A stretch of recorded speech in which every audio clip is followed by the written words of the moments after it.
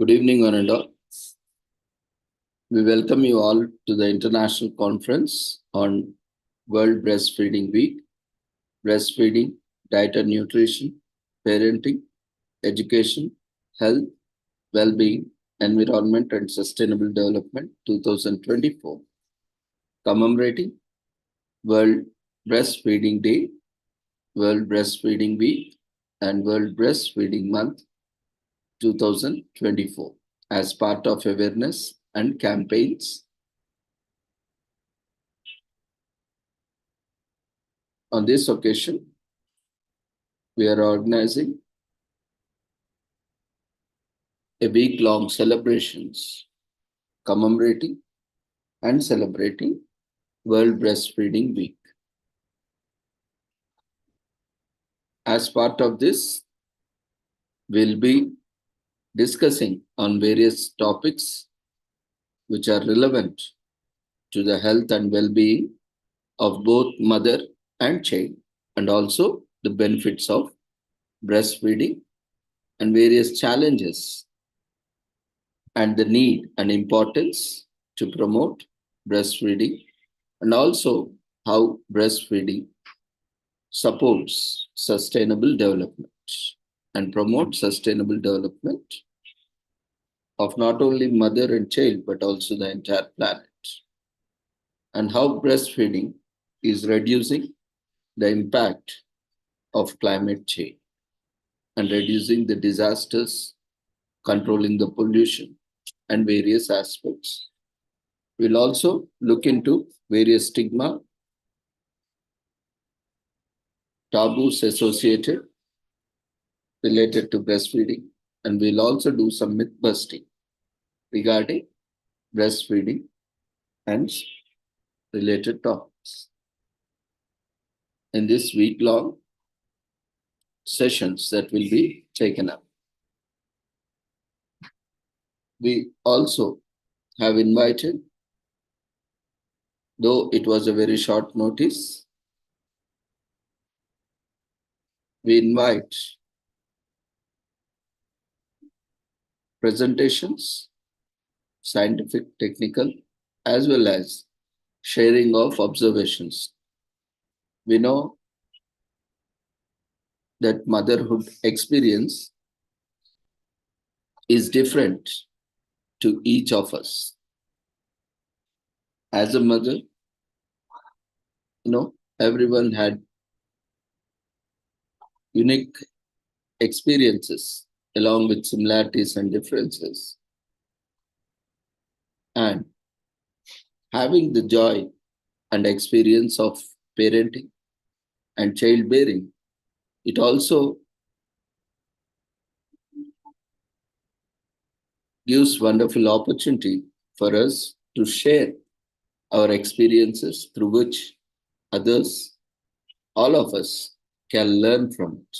So it's not only just a technical presentation and scientific presentation, but also we are inviting observations and sharing of experiences.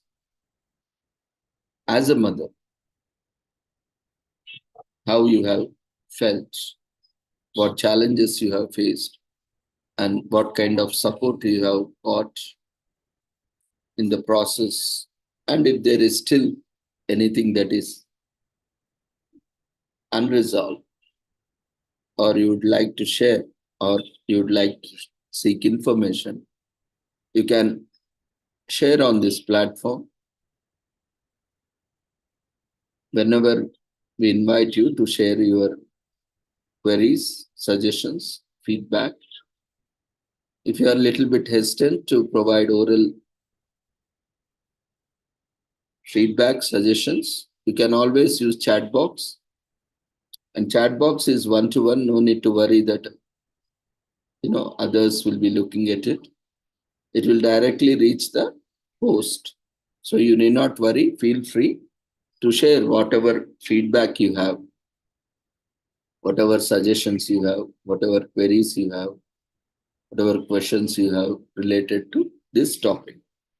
This is a safe space that is provided for everyone, so that we can together discuss on this topic, disseminate information on this topic, and together share as well as learn various aspects on this topic. So feel free, if you can share it orally, feel free to come forward proactively, participate, sharing oral feedback or suggestions or queries. Or if you are having any difficulty in giving oral suggestions, feedbacks, or queries, you can use chat box. Once again, I'm mentioning it is one-to-one, not for everyone. I mean, the message will directly go to the host. So you need not worry. And we'll be taking up queries as in general. If you do not want to disclose your names while even addressing the query, you can mention that, and we'll ensure that, everyone, because sometimes we might be hesitant to ask openly, but even those things are also being taken care of here. So you can just put your query in the chat box, and we'll be happy to address you before the closure of event. Then and there, we'll try to address at the end of the sessions or end of the day. If it requires some more time, if it requires an expert guidance suggestion, who may not be always available during all the sessions. So whenever we get an opportunity, we'll take the response from concerned speaker or expert, and we'll get back to you. So this provides a wonderful opportunity, everyone. No? Because every girl, every woman undergoes motherhood, and that is a wonderful opportunity, for the procreation the nature has gifted us. And it's not just limited to women. Men also equally play a role as women play. So it is also equally important for the women as well as the men to support each other and to have knowledge about this aspect so that both can equally take part in promoting breastfeeding and also in eliminating any such stigmas, taboos related to this topic. So before we get into actual sessions, let's first take the blessings of Almighty, and then we will provide you the instructions and formalities regarding the conference so that we can get into the topics. So presenters who have registered for this conference or those who would like to share your observations, kindly see the screen and the instructions displayed on the screen. Wherever there is no presentation that is happening, you will see the screen where you have all the details. Almost all your queries will get clarified by looking at the screen. You have all the details, like the title of conference, and also the major context in which we are organizing, and the dates. You can see the dates as well, and the timings every day. We'll be starting at 6 o'clock, and we'll be sharing the registration form immediately in the Zoom platform, which has to be filled every day by all the participants, including presenters. That marks the attendance for that day. The actual registration form, the Google registration form you have filled is for the entire conference. That you need not fill every day. Once you need to fill that, and that makes you eligible to participate in the conference, the entire conference, for both presentations as well as participation. every day, certificates will be issued on daily basis based on your eligibility. So every day within the Zoom platform, once you join the conference every day, you will see a registration form which is not accessible outside the platform. So only one time you have to register through Google form. And at the end of the conference, you will get a Google feedback form after. That is for entire conference, for all the days. But on day-to-day basis, you'll be getting one registration form in Zoom platform. At the same time, at the end of all the sessions, you'll be getting a feedback form within the Zoom platform. So there will be no link. The registration form as well as the feedback form within the Zoom platform will be taken in the form of polls. Through polls, there will be a form that will be visible on the screen. Once it is launched, you can see it. Now it is active. You can see whoever is logging in, immediately you will get a screen asking for your registration details. So every day, fill the registration details, and also do not forget to fill the feedback form in Zoom platform. That is mandatory. That marks your attendance. That makes you eligible for that day certificate. So every day, this ritual has to be performed by everyone, including participants and presenters. So this is a convenience provided on request of everyone, so that whichever days you are participating, you will get certificate. Generally, what happens? You don't participate on every day, you will not be getting even for the days which you haven't participated. So you lose on those days. Now, at least you will not be getting even for a single day. So that's why, to address these issues, we have provided this flexibility. Now, if you are not able to attend all the days, no need to worry. Whichever day you are attending, fill the feedback form along with the registration form within the Zoom platform, and ensure that when you are joining the Zoom platform, it will be asking you your name and email address. For the first time, when you install the Zoom app in your system or mobile or any device from which you are logging in, even if you are logging in from web browser, even at that time, it will be asking. Ensure that you are providing your name as you have registered in the registration form. That will ensure, as attendance is being automatically tracked by the Zoom platform, and certificates are also generated automatically by the system itself after the conference, after stipulated time. So ensure that whatever details you are filling up in the registration form while attending, participating, presenting, and as well as in the feedback form are same. That will ensure that your registration, your attendance, as well as your feedback, which these three steps or formalities are mandatory, is automatically recorded by the system, and based on the eligibility of minimum attendance, you will be issued certificate automatically. There is no manual generation of e-certificates.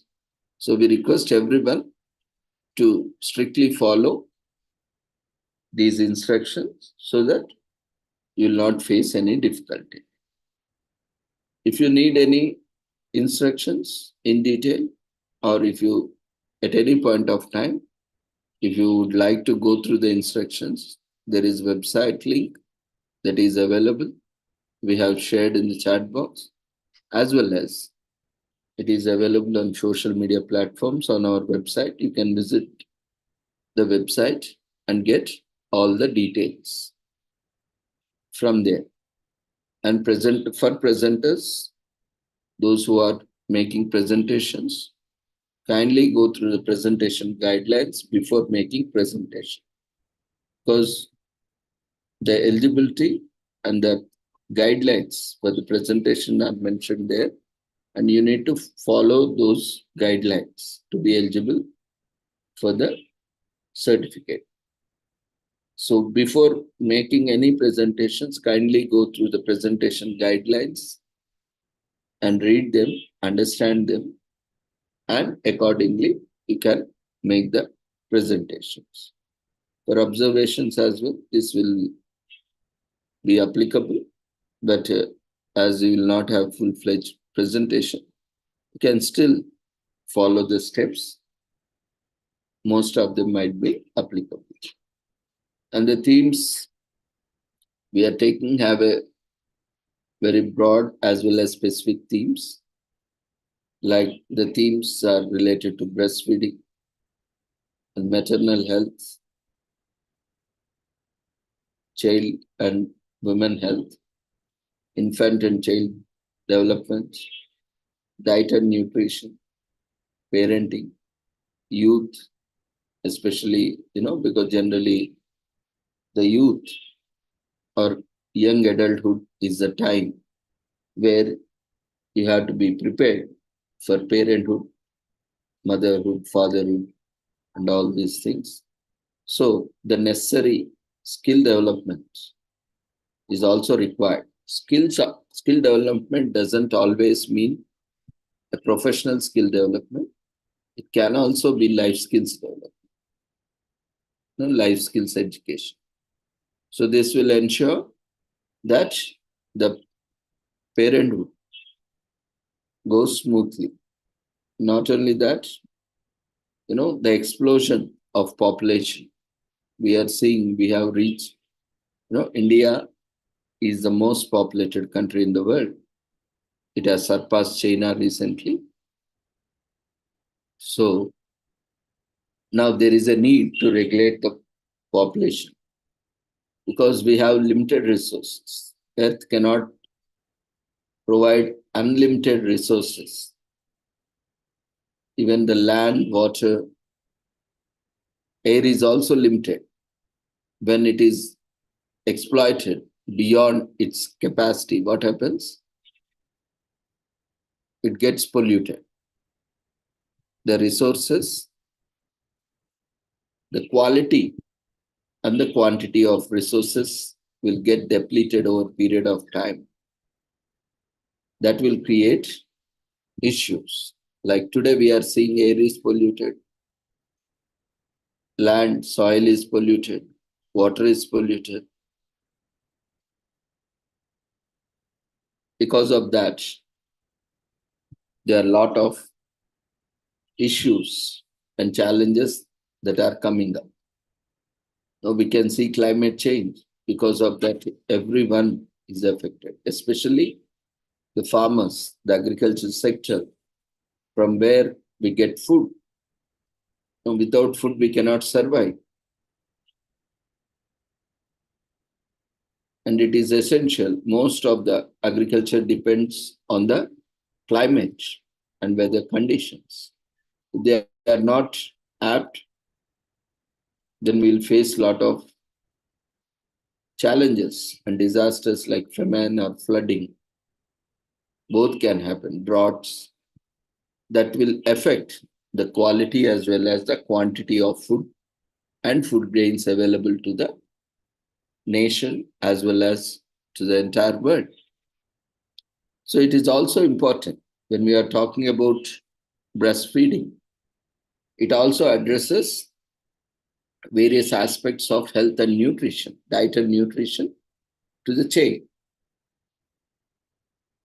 Mother especially, we'll be talking in detail when we talk about sustainable development, how breastfeeding is catering and promoting sustainable development, how when you go for an external source of food, diet and nutrition for your baby, how it is impacting not only you, not only your child's health and well-being, but also it also adversely impacting the planet's health and well-being. By promoting breastfeeding, we can also address this issue naturally, eco-friendly, sustainably. We'll also look at how mother can contribute directly and indirectly, and also can foster the child's health. In fact, every mother wishes her child to reach his or her highest potential in all terms, right? Physically, mentally, emotionally, psychologically, economically, financially, intellectually. That is only possible through the breastfeeding, because it all depends on the nutrition, nutrients, the quality of food that the child gets in the early ages. That is, especially the first 6 years are very crucial for a child development that impacts the next 50 to 60 years of that child's life. So now, when we are compromising on the first 6 years, then we are not just compromising on the first 6 years of the child, but it is also, we are compromising on the next 50 to 60 years of your child, coming 50 to 60 years. So why we are facing so many issues even today? We have seen recently the pandemic, immunity, lack of immunity. Why? Because most of the time we are dependent on external sources of food for our infants. We see the statistics of breastfeeding is coming down. We'll look into statistical data in coming days, in coming sessions. But we see gradual decrease, that is increasing the vulnerability of child to various diseases and disorders, including immunity-related diseases.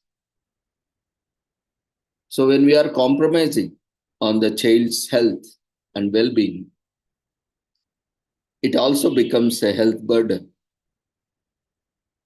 because the resources, time, and money that is required for addressing these issues is not only a burden to the family, to the parents, and even to the child in his life, later life, in his adulthood, in his or her adulthood and old age, but it is also a burden on the nation and also on the planet, because it requires more health and medical infrastructure for treating these diseases and disorders. We have God-given gifts in the form of breastfeeding, where mother, without investing any extra monetary resources, can fulfill all the nutrition requirements without any additional burden on the family. Now, that is the greatest God's gift we have got. Now, when we are not utilizing them, when we are abusing, when we are misusing, what we are doing, we are inviting troubles. That is not just in terms of natural resources, but the own gift, our body, nature has provided our body. Even we are also generating a lot of natural resources, which are more eco-friendly, sustainable, highly nutritious. And mothers have been gifted with good resources for her child in the form of breast milk. When that is not utilized properly, then the health and well-being of the child is jeopardized. And not only that, there is an additional burden on the family in purchasing milk powder or milk from other sources. Now, how safe is that milk? We see that the demand and supply for the food is too high nowadays. And that too, milk, though India is one of the largest, in fact, largest producer of milk, but still the demand and supply gap is so huge. There is a lot of adulteration that is happening, even in the milk. The least adulteration that happens in the milk is water. How safe is that water again?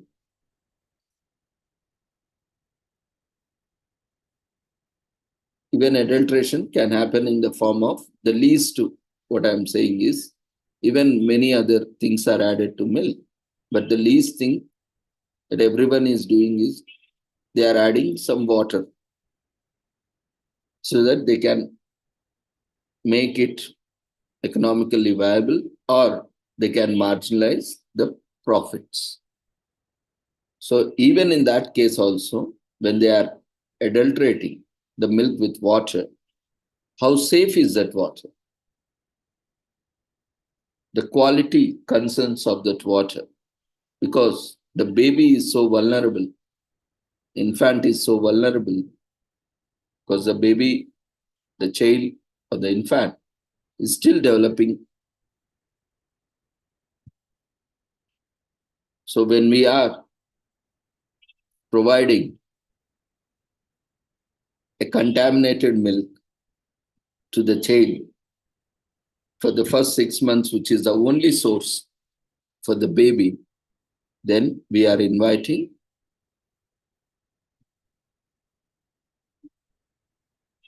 we are opening our child to more vulnerabilities. Of course, there are various concerns, especially when there are certain medical conditions where, or health conditions where a mother cannot take up breastfeeding. In that case also, we have various breastfeeding networks, NGOs, where mothers are encouraged to donate breast milk. Those who are able to produce breast milk, they are promoted and they are encouraged, motivated to donate their breast milk, so that those mothers who are not able to adequately generate the breast milk, required breast milk, due to various reasons, those children, those infants can be fed with the breast milk, because that is the best source which a mother can give. That is the best thing a mother can do for her child. That is the best thing any family can do for their children. So the alternative where a mother cannot take up breastfeeding, it is all our responsibility to promote, encourage mothers to donate breast milk, so that the other children who are deprived of mother's breast milk can be adequately fed. So this is also equally important, so that no child is left behind and every child is provided with opportunity to grow and develop into a fully potential human being. So these are the various topics we can discuss as part of this conference, and many more. As a mother, you have experience. As a father, you have experience. As a professional, as a social worker, as a psychologist, as a counselor, or as a health and medical allied professional or a community worker, you might be having lots of experience dealing with.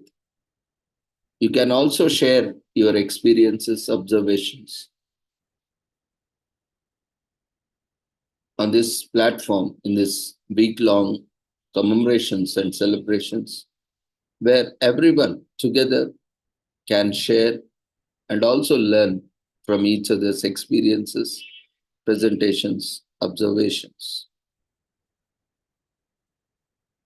So before getting into that, once again, I request everyone to register for the conference through Google Form. Then every day, do join at 6 o'clock, and immediately you can see the registration form, fill the registration form, and also fill the feedback form so that you can get the certificates. As everything is automatic, generated by system, handled by system, we cannot intervene in any of the process. So it is your responsibility to ensure that you are completing all the formalities. So it is you and the system. We will be only checking, cross-checking the process, but your certificate is only your responsibility. So you ensure that you are feeding the system with proper data so that system automatically generates your certificates. So kindly follow the instructions carefully and rest. The learning goes on naturally.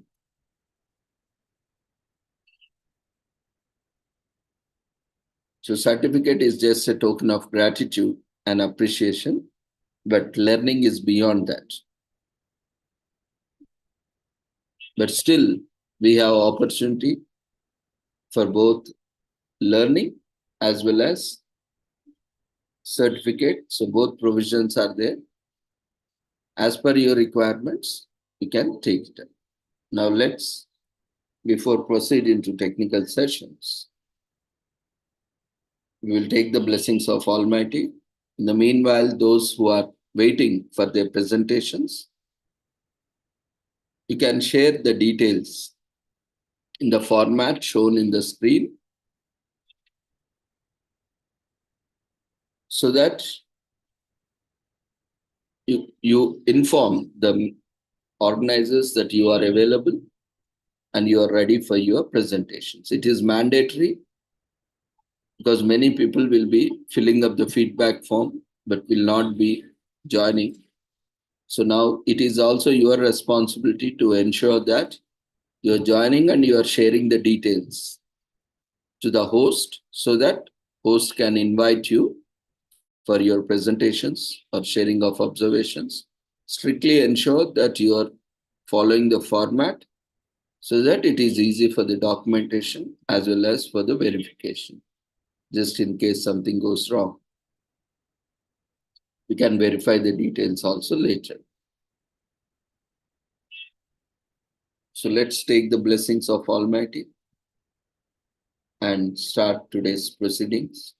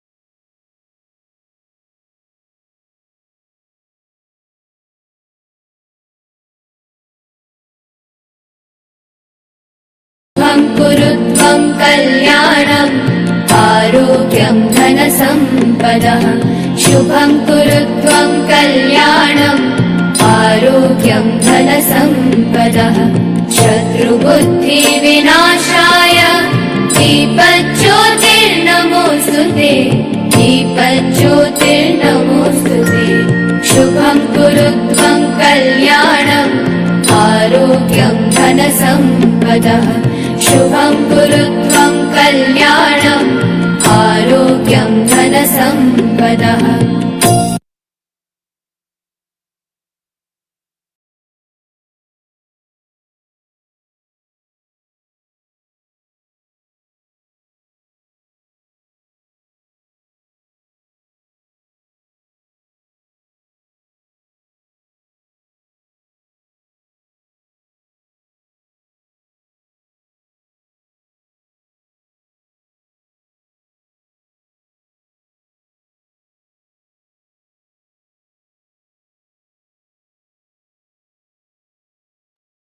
With the blessings of Almighty, let's continue with today's proceedings.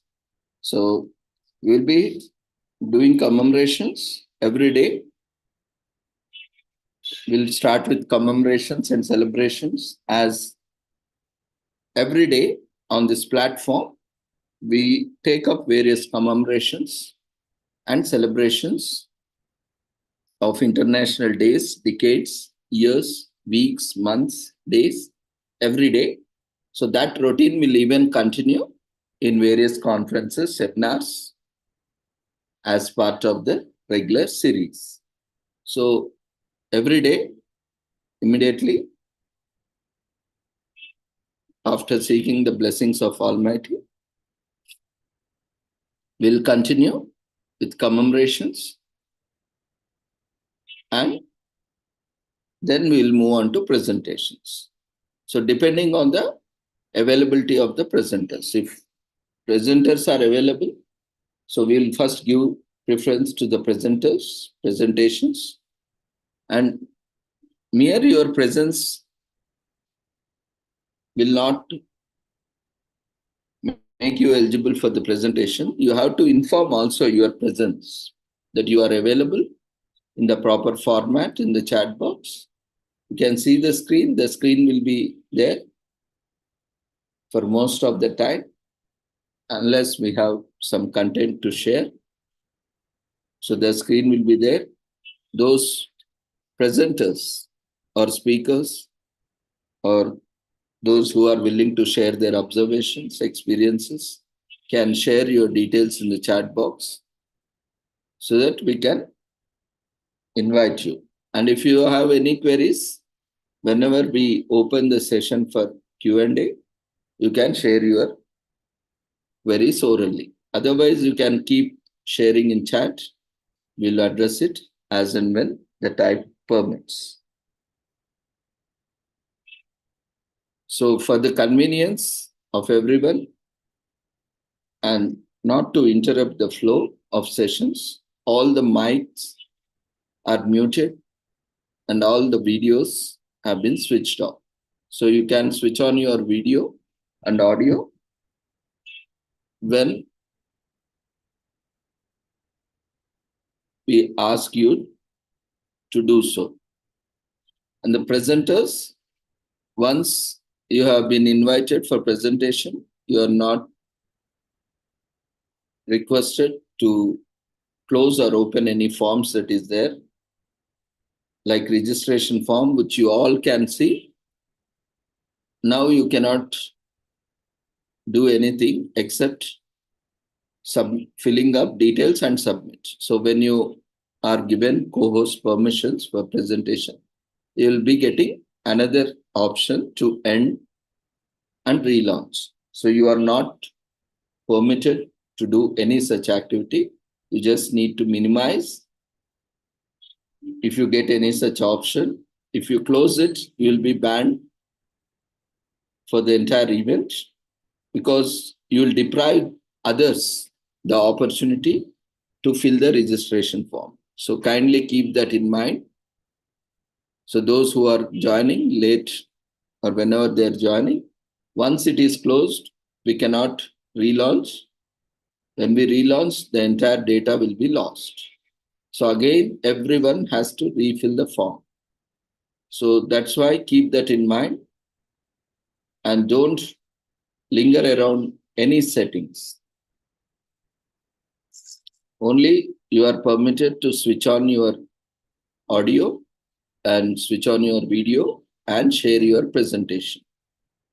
And then after your presentation, you need to mute yourself, stop your video once you close your presentation and wait for the instructions.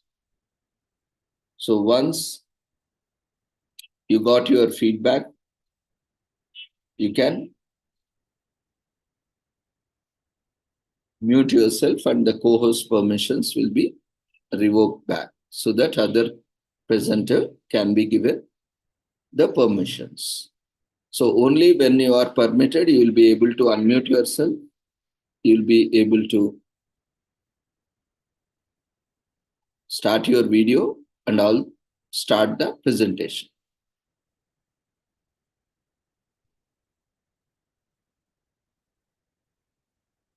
In all other cases, you will not have this option. You will be not able to unmute yourself. You will not be able to start your video and also share your screen or presentation. So that is why those presenters who are willing, are ready with their presentations, need to inform the host, the organizers that you are available and ready for the presentation. And as per the order in the messages, we'll be inviting. So this is all to ensure that for the convenience of everyone and also to save our precious, valuable time. So there will be no pre-assigned schedule as and when participants are joining on first come, first serve basis, we'll be taking up. So we request all the presenters daily to join at 6 o'clock and share your details in the chat box so that whenever the presentation starts, we will invite you one by one as per the order. And do not leave until your presentation is completed. So today,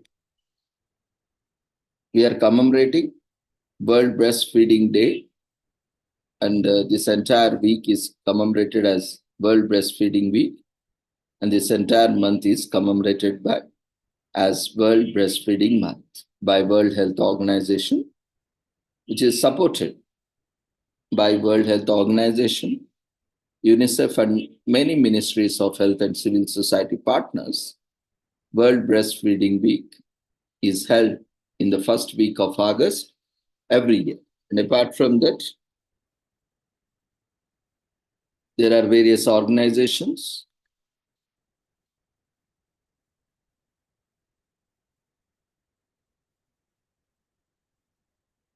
like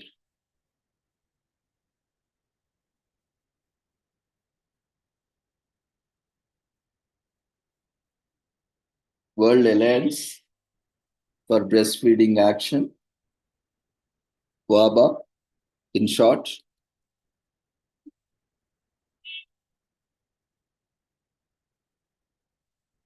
which is organizing various events and also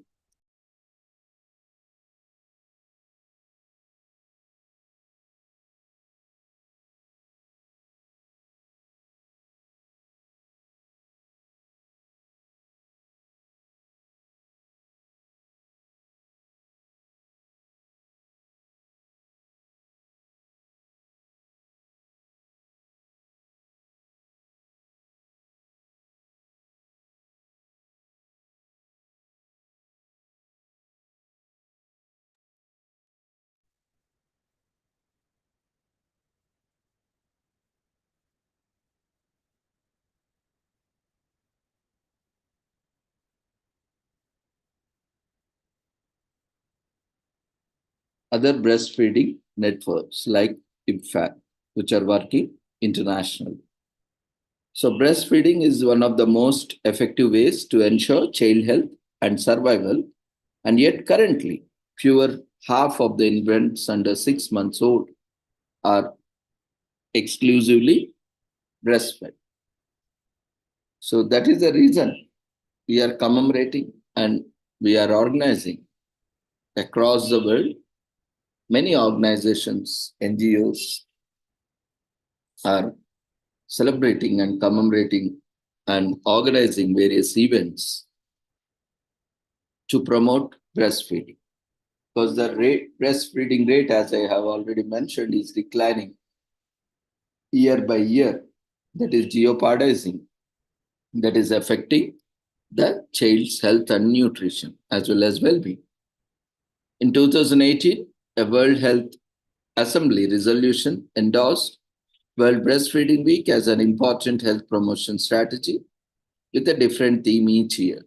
It aims to promote the enabling environments that help women to breastfeed, including support in the community and the workplace, with adequate protections in government politics and laws, as well as sharing information on breastfeeding and strategies.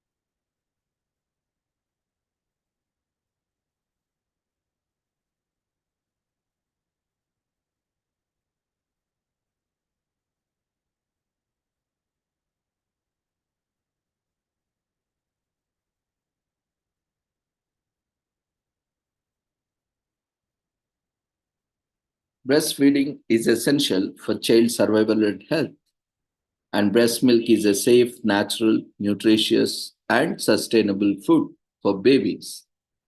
Breast milk contains antibodies that help protect against many common childhood illnesses, such as diarrhea and respiratory diseases. It is estimated that inadequate breastfeeding is responsible for 16% of child deaths each year. Breastfed children perform better on intelligence tests and are less likely to be overweight or obese later in life. Women who breastfeed also have a reduced risk of cancer and type 2 diabetes. The World Breastfeeding Week, which is celebrated and commemorated from 1st to 7th August 2024, is held in the first week of August every year and is supported by World Health Organization, UNICEF, and many ministries of health and civil society partners. The theme for 2024 is Closing the Gap, breastfeeding support for all. Please join us to celebrate World Breastfeeding Week. Hear from mothers about their experiences, learn from experts on using monitoring to create accountability, and get new ideas from countries who have used monitoring for change.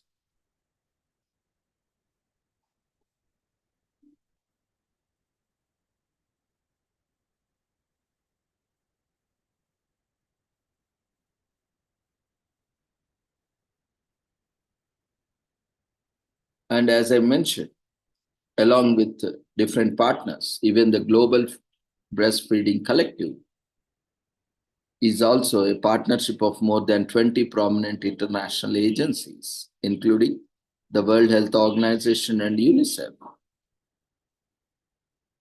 is also inviting, calling on donors, policymakers, philanthropists, and civil society, and also individuals to increase investment in breastfeeding worldwide.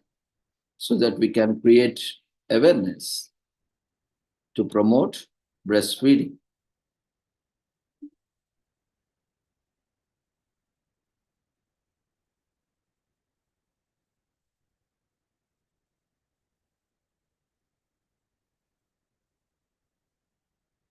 So, as the global partner, the Global Breastfeeding Collective brings together implementers and donors from governments, philanthropies, international organizations, civil society, and is led by UNICEF and the World Health Organization. The collective's vision is a world in which all mothers have the technical, financial, emotional, and public support they need to start, maintain, and sustain breastfeeding within an hour of child's birth, to breastfeed exclusively for 6 months, and to continue breastfeeding along with complementary foods for 2 years or beyond, as long as the mother can breastfeed the baby.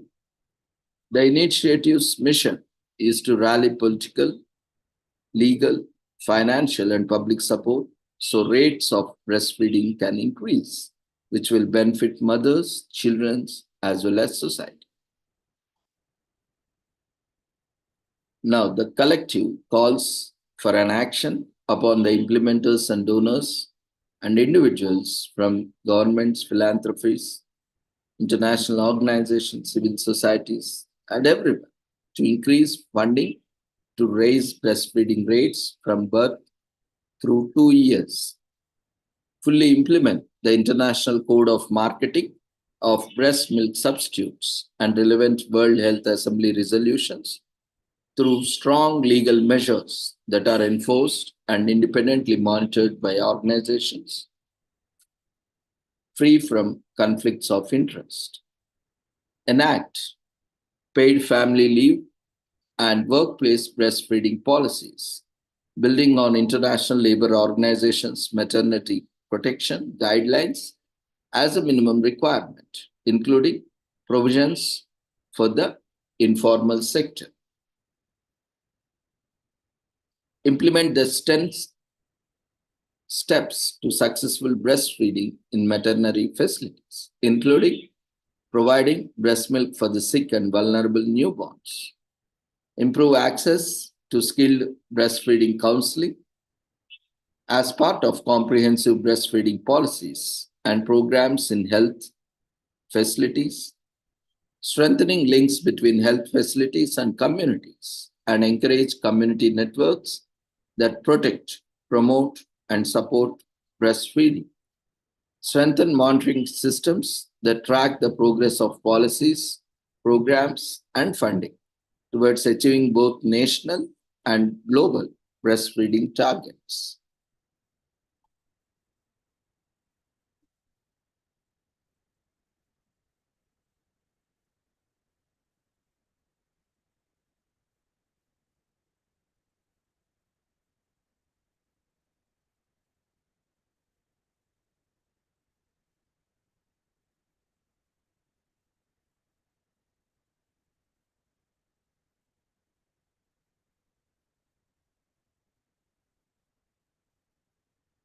So the theme, Closing the Gap, Breastfeeding Support for All. The campaign will celebrate breastfeeding moms in all their diversity throughout their breastfeeding journeys, while showcasing the ways families, societies, communities, and health workers can have the back of every breastfeeding mom.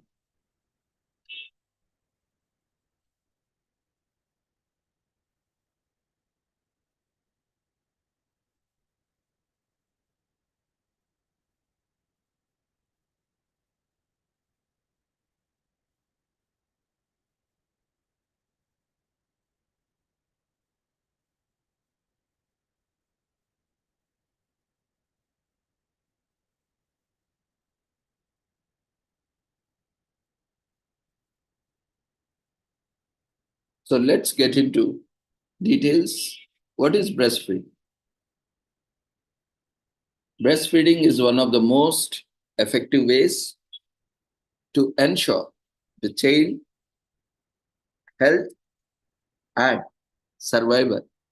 However, contrary to the World Health Organization recommendations, fewer than half of infants under 6 months old are exclusively breastfed. Breast milk is ideal food for infants. It is safe, clean, and contains essential nutrients, antibodies, which help against many common childhood illness. Breast milk provides all the energy and nutrients that infant needs for the first months of life, and it continues to provide up to half or more of a child's nutritional needs during the second half of first year and up to one third during the second year of life. So that's why breastfeeding till 2 years from the day of birth, from the moment of birth till 2 years minimum, is essential for child's health and well-being. Breastfed children perform better on intelligence tests. So every mother or every family wants their child to be doing their best intellectually. So there are studies, various studies that shows that breastfed children perform better on intelligence tests and are also less likely to be overweight or obese. Those who are breastfed children, they are less likely to be overweight or obese and less prone to diabetes later in life. Women who breastfeed also have a reduced risk of breast and ovarian cancers. It is not only beneficial to the child, but it is also beneficial to the mother, as it will reduce the risk or vulnerability of getting breast cancer or ovarian cancer and various other related cancers. Inappropriate marketing of breast milk substitutes continues to undermine efforts to improve breastfeeding rates and duration worldwide. See, alternatives, various breast milk alternatives advertisements, they are legally banned. They can advertise as supplements, but they cannot advertise as an alternative to breast milk. If anyone is doing so, you can raise a complaint on them and a stringent action will be taken on them. This is not just in India, across the world, because when you are providing an alternative other than breast milk, you yourself become the cause for your child's illness, your child's disease and disorders that are going to be caused, and you will also be part of it. So no mother or no family wants their child's opportunities to be deprived. So that's why it is very much essential that you cannot do business with everything, because the life of child, especially in those crucial years, are very much important. Nowadays, we are getting formula milk, formula, all kind of thing, but that should not be an alternative. Along with breast milk, you can administer on doctor's advice, but that is not recommended because, again, there is a scope for adulteration. There is a scope for contamination. In breast milk, that is not possible. No, that is the purest form. That is the safest form. That is the most sustainable and which is available for free and adequately, abundantly, as much as the child requires. So how in this process, when using other methods, alternative methods, how you are making yourself as well as your child vulnerable to various diseases and disorders, and also mortality, contributing to the mortality rates. We'll look into that in detail in coming sessions. So every mother would always wish, pray, and ensure that everything is in best of her child's interest. No mother, no family would like to jeopardize, would like to become a cause for the misery, for the disease of child. So, as a mother, now it is your decision. As a family, it is your decision to ensure that you are providing the fullest opportunity to your child and ensuring that your child is breastfed at least for 2 years from the moment of birth. So that is the best thing any parent can do to any child in this world. And without any additional efforts, without any additional burden. Even if we are not able to do that,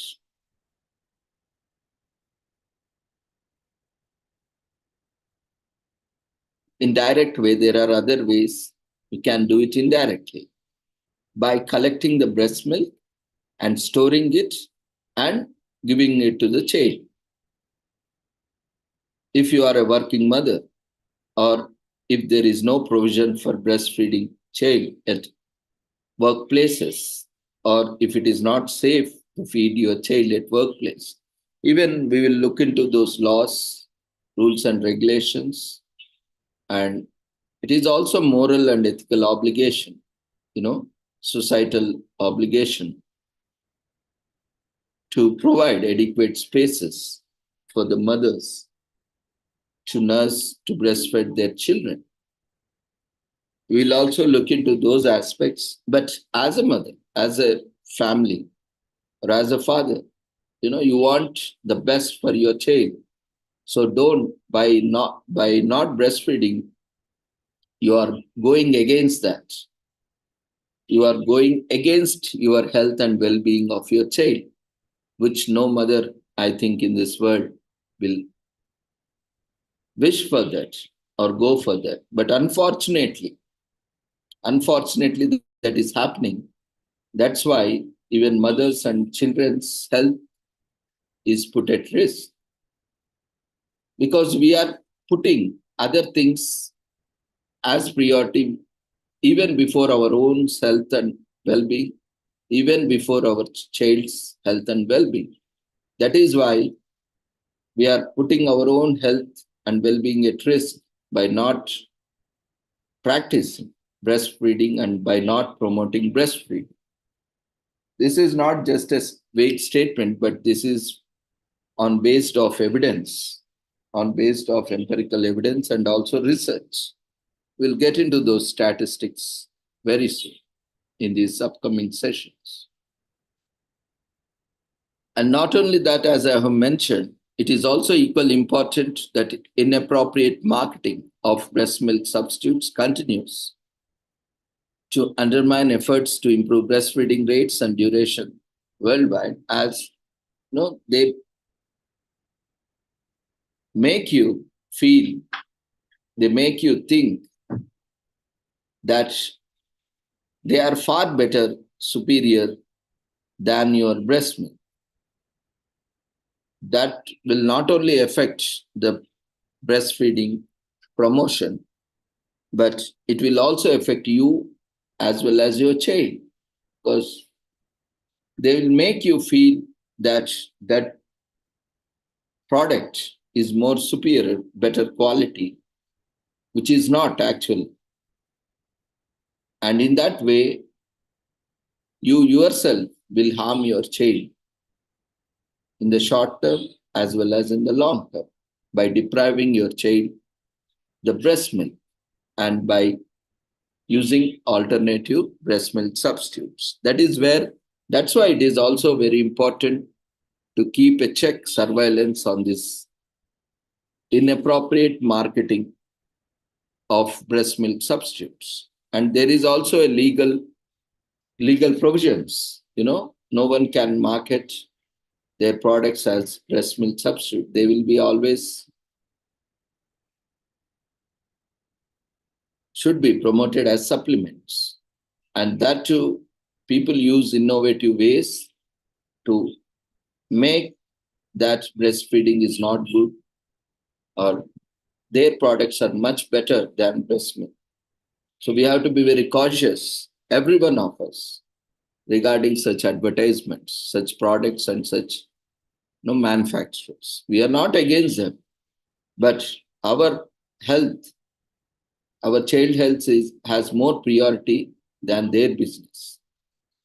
Now, at a later time, you can go for it if required, but not within the 6 months. It is highly recommended to only breastfeed your child.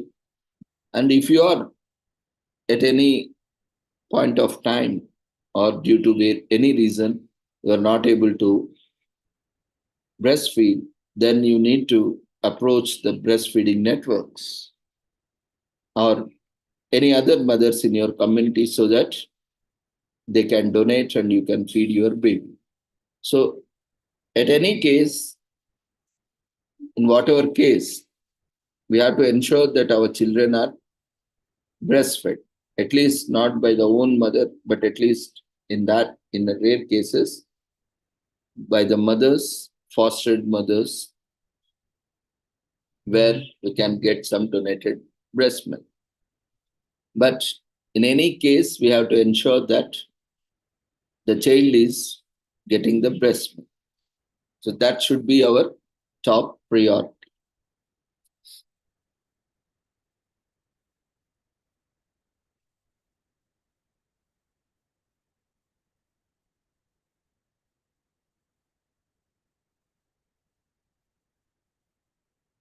Now we will get into much more details.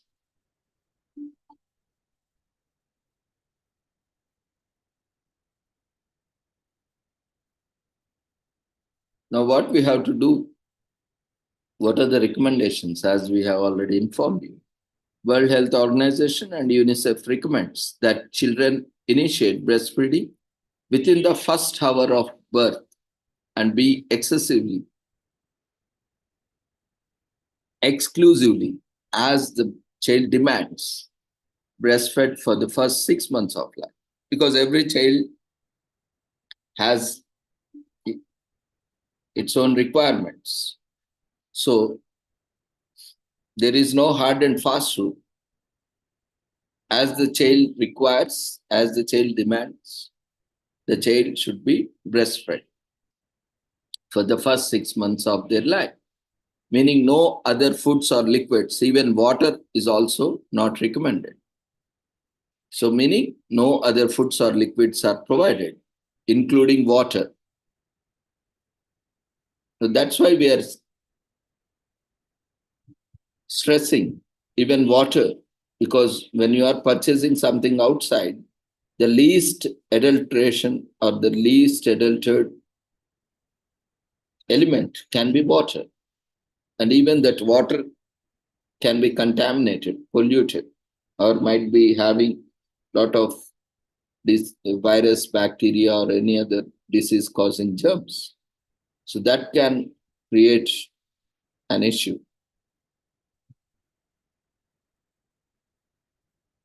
So that's why even water is also not recommended.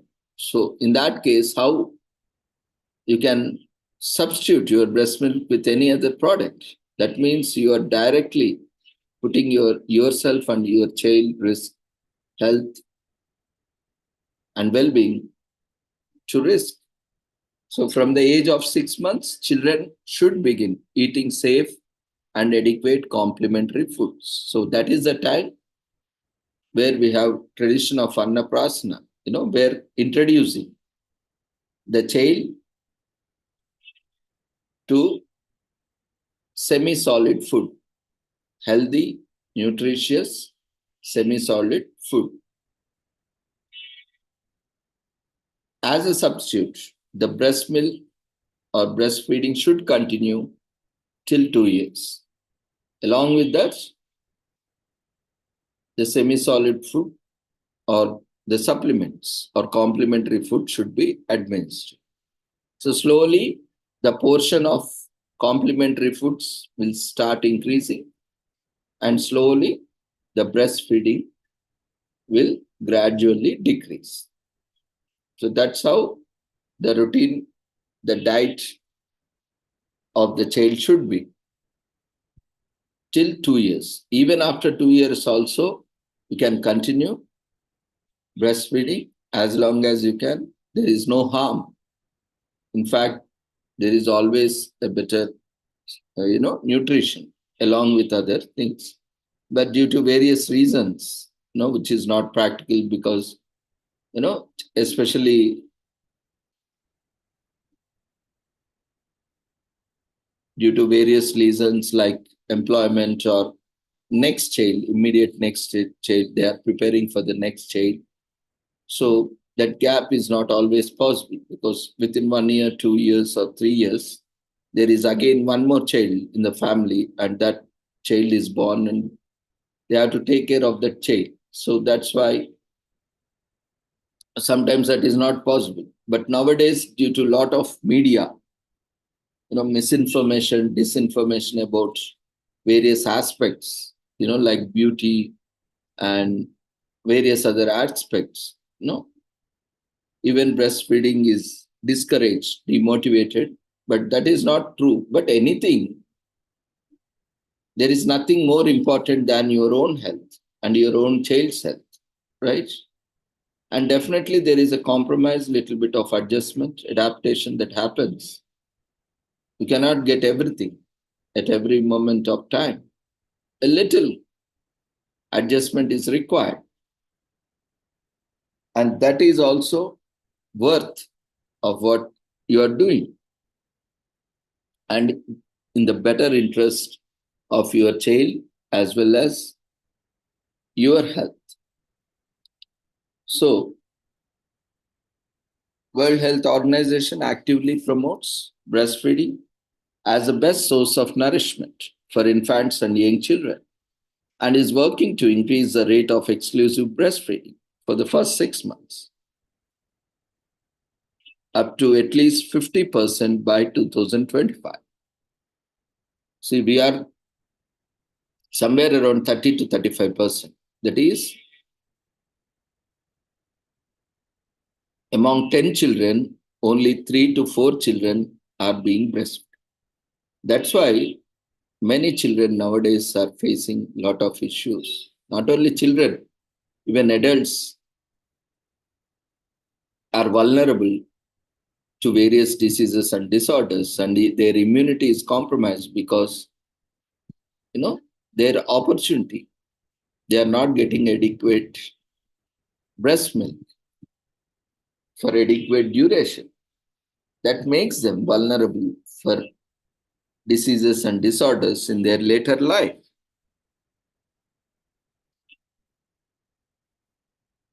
So by 2025, we have set a target.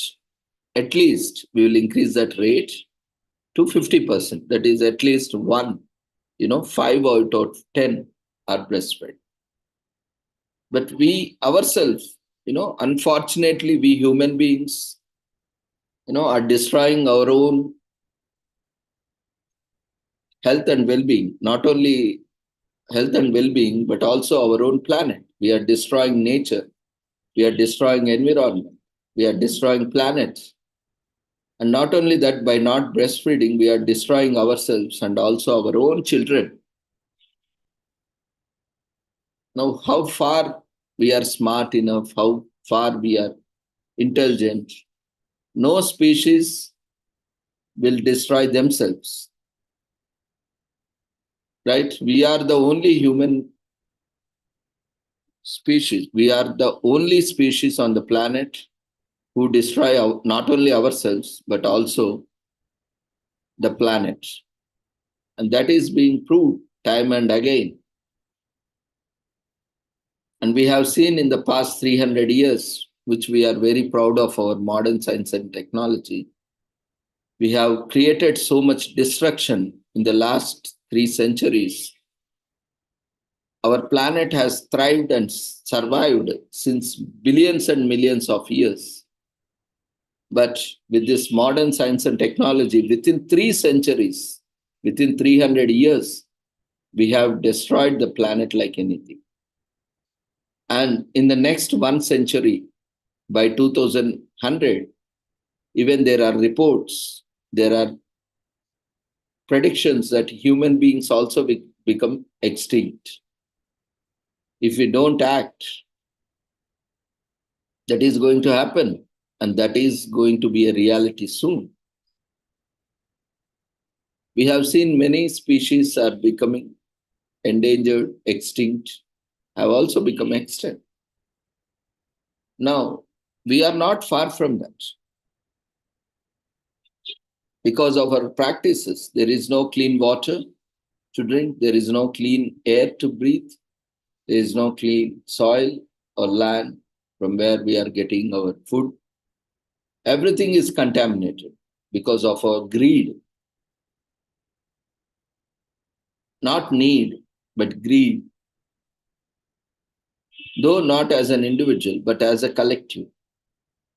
By not even feeding our own child with the natural, purest form of nutrition available, are we not, again, at a personal end, are we not contributing to this disaster?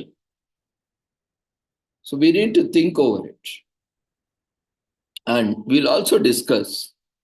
That's why we are inviting your experiences, your questions. Your questions, no experts' answers, so that we will both together can continue to promote breastfeeding. You share your questions, you share your answers, you share your problems, you share your solutions. You might be having the both.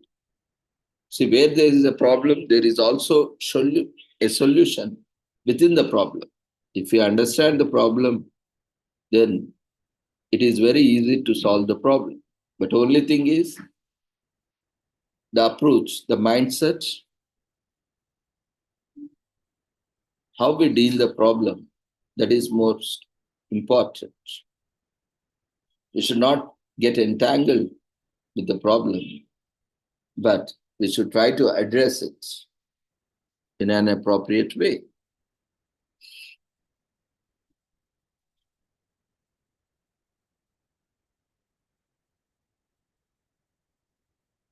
So that's why World Health Organization and UNICEF created the Global Breastfeeding Collective to rally political, legal, financial, and public support for breastfeeding. The collective brings together and implementers and donors from governments, philanthropists, international organizations, and civil society. World Health Organization's network for global monitoring and support for the implementation of the International Code of Marketing of Breast Milk Substitutes, also known as NETCode, works to ensure that breast milk substitutes are not marketed inappropriately. And stringent action is taken on such firms who are advertising them. Additionally, World Health Organization provides training courses for health workers to provide skill support to breastfeeding mothers, help them overcome problems, and monitor the growth of children.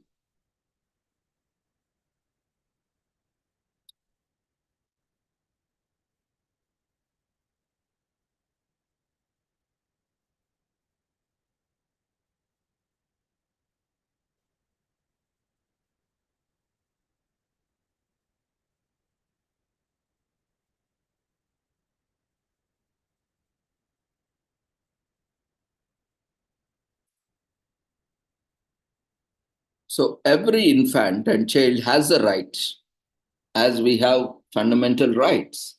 It is also the universal right, fundamental right of every children to have good nutrition according to the Convention of the Rights of the Child. So when we are not breastfeeding the child, we are violating the rights of the child, because the right to good nutrition is compromised and there is no best nutrition other than breast milk. So undernutrition is also associated with 45% of child's deaths.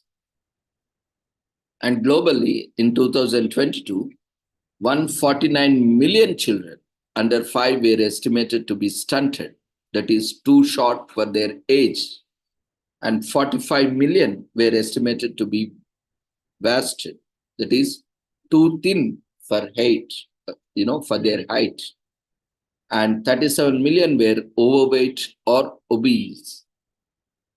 About 44% of infants 0 to 6 months old are exclusively breastfed. So we see that it is somewhere around 30 to 45%.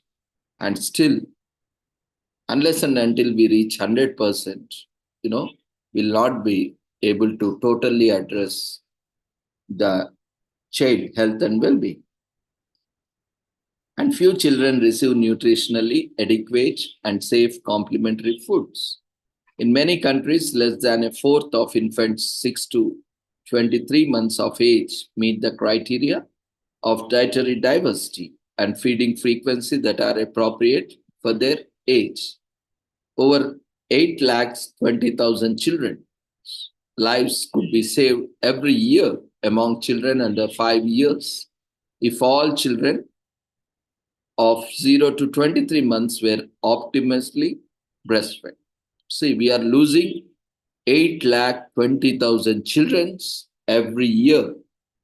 If they could have been breastfed, then we could have saved 8,20,000 children. And that is only reported statistics. And what about unrecorded statistics that are many times larger than what is reported in reality? Now you can imagine how many children we are losing as they are not breastfed.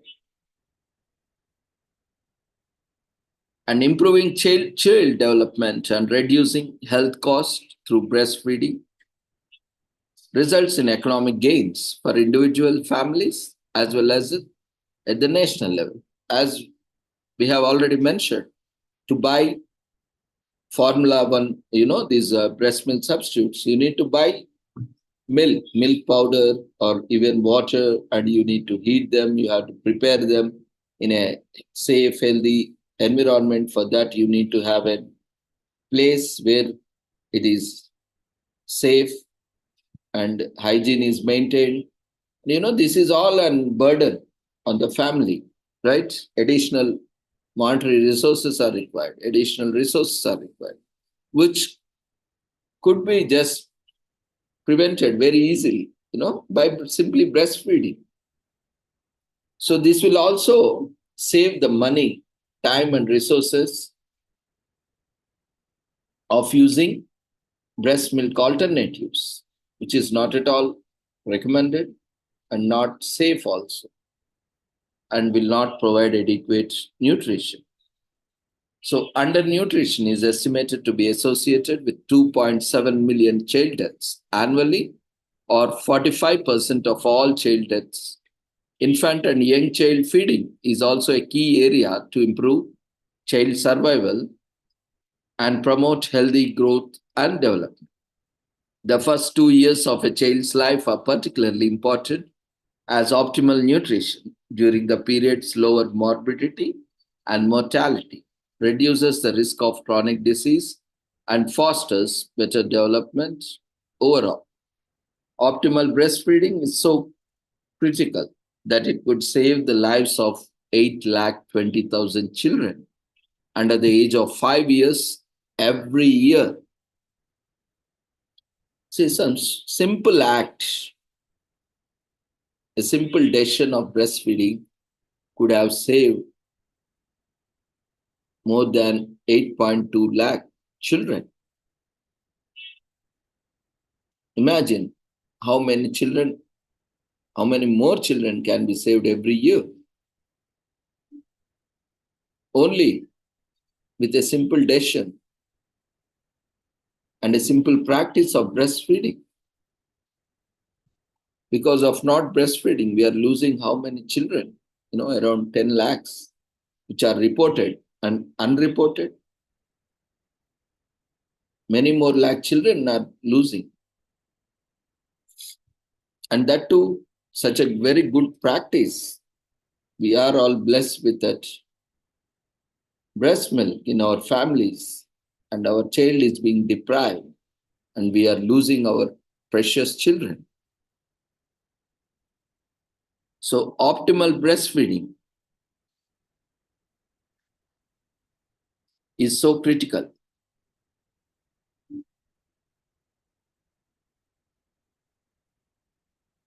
So, World Health Organization and UNICEF recommended early initiation of breastfeeding within 1 hour of birth, exclusive breastfeeding for the first 6 months of life. Even water should not be given. Entirely, the child should be on breastfeeding for the first 6 months. And introduction of nutritionally adequate and safe complementary semi-solid foods at 6 months, together with continued breastfeeding up to 2 years of age or beyond, as long as you can breastfeed. However, many infants and children do not receive optimal feeding. For example, only 44% of the infants aged 0 to 6 months worldwide were exactly breastfed over a period of 2015 to 2020. That is as per the records by World Health Organization. Recommendations have been refined to also address the needs for infants to HIV infected mothers. Antiretroviral drugs now allow these children to exclusively breastfeed until they are 6 months old and continue breastfeeding until at least 12 months of age, with a significantly reduced risk of HIV transmission. Exclusive breastfeeding for 6 months has many benefits for the infant and mother. Chief among these is protection against gastrointestinal infections, which is observed not only in developing but also industrialized countries. Early initiation of breastfeeding within 1 hour of birth protects the newborn from acquiring infection and reduces newborn mortality. The risk of mortality due to diarrhea and other infections can increase infants who are either partially breastfed or not breastfed at all. Breast milk is also an important source of energy and nutrients in children aged 6 to 23 months. It can provide half or more of child's energy needs between the ages of 6 and 12 months, and 1/3 of the energy needs between 12 and 24 months.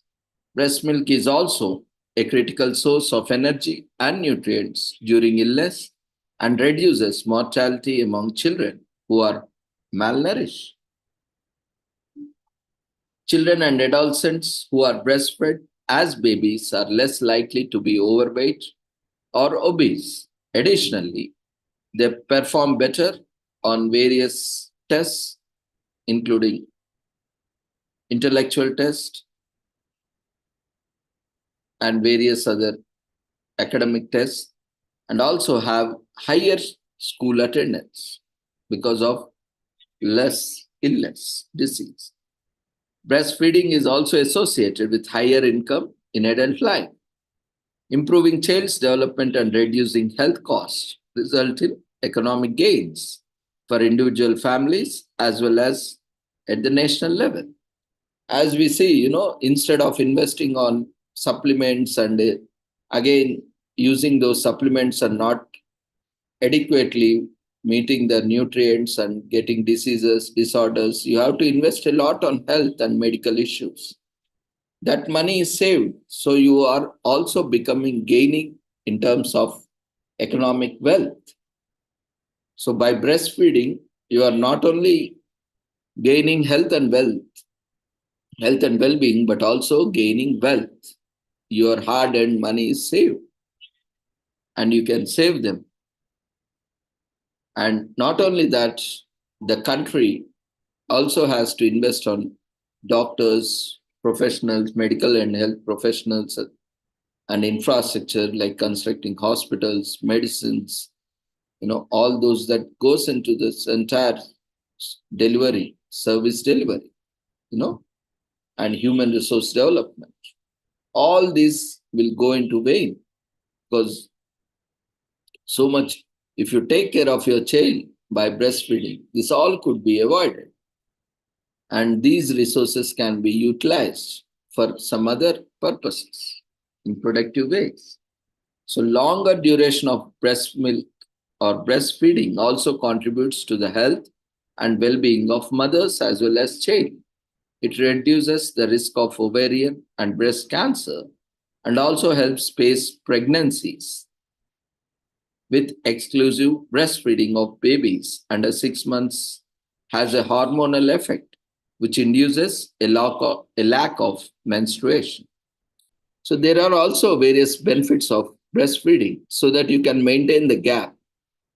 So once you decide that you are going to breastfeed your child for 2 years or beyond, you will maintain the gap of at least 2 to 3 years between pregnancy so that it will also help you to maintain your health as well as adequately take care of your child. And again, after 3 years, you can go for another child so that your child is more independent now and can continue with entirely on the regular food, the complementary food, and the supplementary food, and so on. So that's why it also promotes not only breastfeeding, not only provides you opportunity for better health and better management. And this is natural, though not fail safe, method of birth control known as the lactation amenorrhea method. So mothers and families need to be supported for children to be optimally breastfed. Actions that help protect, promote, support breastfeeding include adoption of policies such as the International Labour Organization, Maternity Protection Convention 183, and Recommendations 191, which complements Convention number 183 by suggesting a longer duration of leave and higher benefits. Now, internationally, ILO, International Labour Organizations, recommendations, Convention 183 and 191, both suggest that maternity leave should be given along with other benefits. And also, adoption of the International Code of Marketing of Breast Milk Substitutes and subsequent relevant World Health Assembly resolutions. Implementation of the 10 steps to successful breastfeeding specified in Breast Baby Friendly Hospitals Initiative. We'll also talk about that. Implementation of the 10 steps to successful breastfeeding specified in the Baby Friendly Hospital Initiative, including skin-to-skin contact between mother and baby immediately after birth and initiation of breastfeeding within the first hour of life. We also call it as kangaroo care. Breastfeeding on demand, that is, as often as the child wants, day and night. Rooming in, allowing mothers and infants to remain together 24 hours a day, not giving babies additional food or drink, even water, unless medically necessary, until 6 months. Provision of supportive health services with infant and young child feeding counseling during all contacts with caregivers and young children, such as during antenatal and postnatal care, well child and sick child visits and immunization. And also community support, including mother support groups and community-based health promotion and educational activities. So breastfeeding practices are highly responsive to supportive interventions, and the prevalence of exclusive and continued breastfeeding can be improved over the course of few years. When coming to complementary feeding, around the age of 6 months, an infant's need for energy and nutrients start to exceed what is provided by breast milk. Generally, till 6 months, the baby will get enough quantity of breast milk. As on the child grows, continue to grows, the breast milk is not sufficient in terms of quantity. So more feed is required. Now, to supplement that, because the breast milk is not adequate, we are introducing from 6 months semi-solid foods to the baby, which is safe for consumption and is of nutritious. So, an infant of this age is also developmentally ready for other foods. And if the complementary foods are not introduced at the or around the age of 6 months, or if they are given inappropriately, the infant's growth may falter, because we cannot increase the breast milk production to that extent. It is also not good for mother's health, because that is natural. The adequate amount of breast milk is produced by mother for the baby requirements. But as on when the baby grows, we need to introduce additional feed for the baby, which meets additional energy requirements, additional quantity.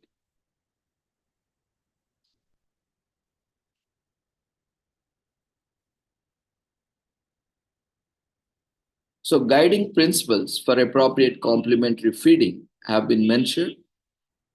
So continue frequent on-demand breastfeeding until 2 years of age or beyond. So you can continue as long as you can feed baby once. If baby is still hungry at 6 months or beyond 6 months, definitely, because the breast milk will not be adequate, the child will be hungry. So at that time, along with the breast milk, don't stop the breast milk. Along with the breast milk, you can feed the child as and when he demands. So continue frequent on-demand breastfeeding until 2 years of age or beyond. Practice responsive feeding. For example, feed infants indirectly and assist old children. Feed slowly and patiently. Encourage them to eat, but do not force them. Talk to the child and maintain eye contact. Practice good hygiene and proper food handling. Start at 6 months with small amounts of semi-solid food and increase gradually as the child gets older. Gradual increase food consistency and variety. Gradually start introducing new foods and food consistency as well as variety also. Increase the number of times that the child is fed, 2 to 3 meals per day for infants 6 to 8 months of age, and 3 to 4 meals per day for infants 9 to 23 months of age, with 1 to 2 additional snacks as required. Use fortified complementary foods or vitamin mineral supplements as required, if required. And during illness, increase fluid intake, including more breastfeeding, and offer soft, favorite foods. Now, feeding in exceptionally difficult circumstances. Families and children in difficult circumstances require special attention and practical support. Wherever possible, mothers and babies should remain together and get the support they need to exercise the most appropriate feeding option available. Breastfeeding remains the preferred mode of infant feeding in almost all situations. For instance, low birth weight or premature infants, mothers living with HIV in settings where mortality due to diarrhea, pneumonia, and malnutrition remain prevalent, adolescent mothers, infants and young children who are malnourished, and families suffering the consequences of complex emergencies. With respect to HIV and infant feeding, breastfeeding and especially early and exclusive breastfeeding is one of the most efficient ways to improve infant survival rates. So while HIV can pass information or HIV can pass from mother to her child during pregnancy, labor or delivery, and also through breast milk. The evidence on HIV and infant feeding shows that giving antiretroviral treatment, ART, to mothers living with HIV significantly reduces the risk of transmission through breastfeeding and also improves her health. So when mother is going through antiretroviral treatment, ART therapy, so they can continue to breastfeed. World Health Organization now recommends that all people living with HIV, including pregnant women and lactating mothers living with HIV, take ART for life from when they first learn about their infection status. As you know, it's a lifelong treatment. And mothers living in settings where morbidity and mortality due to diarrhea, pneumonia, and malnutrition are prevalent, and nations' health authorities endorse breastfeeding should exclusively breastfeed their babies for 6 months. Then introduce appropriate complementary foods and continue breastfeeding up to at least the child's first birthday.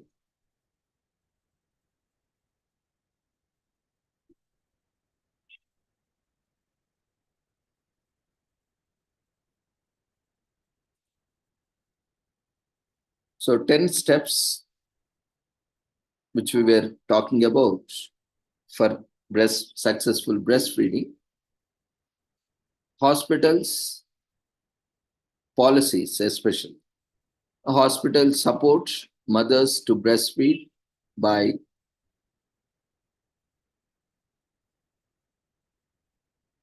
providing the necessary information and infrastructure.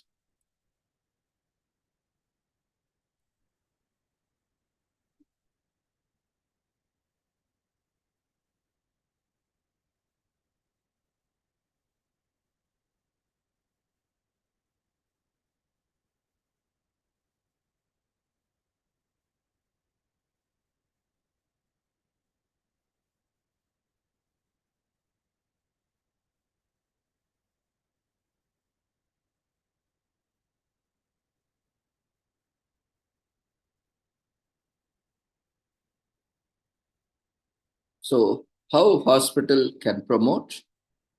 Through hospital policies, hospitals support mothers to breastfeed by not promoting infant formulas, bottles, or teats, making breastfeeding care standard practice, and keeping track of support and breastfeeding. These are the 10 steps to successful breastfeeding, which we are talking about. The first one is hospital policies. The second one is staff competency. Hospitals support mothers to breastfeed by training staff on supporting mothers to breastfeed, assessing health workers' knowledge and skills. Third, antenatal care. Hospitals support mothers to breastfeed by discussing the importance of breastfeeding for babies and mothers, preparing women in how to feed their baby. We'll also look at the breastfeeding practices and the positions, how to latch baby to your breast for breastfeeding. All we'll be looking at in the coming sessions. And fourth, care right after birth. Hospitals support mothers to breastfeed by encouraging skin to skin contact between mother and baby soon after birth, helping mothers to put their baby to the breast right away so that the baby starts feeding on the breast milk. Support mothers with breastfeeding. Hospital support mothers to breastfeed by checking positioning, attachment, and sucking. Giving practical breastfeeding support, helping mothers with common breastfeeding problems. Sixth one, supplementing. Hospital supports mothers to breastfeed by giving only breast milk unless there are medical reasons, prioritizing donor human milk when a supplement is needed, helping mothers who want to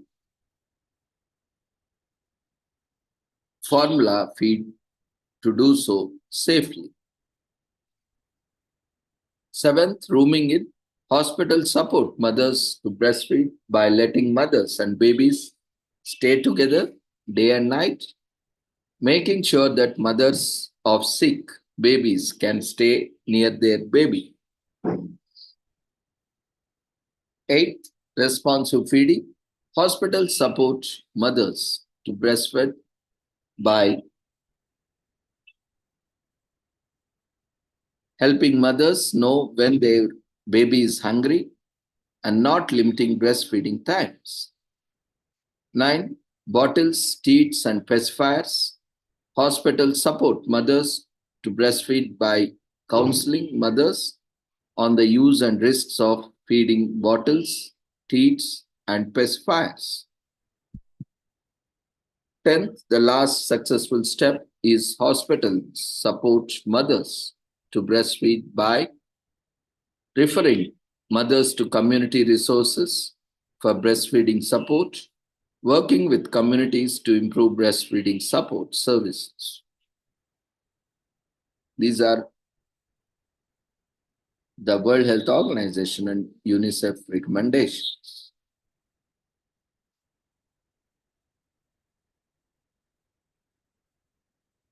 And tomorrow, we will look at various aspects of malnutrition and newborn mortality and various other, issues one by one. So we will take up any presentations by speakers now, if any.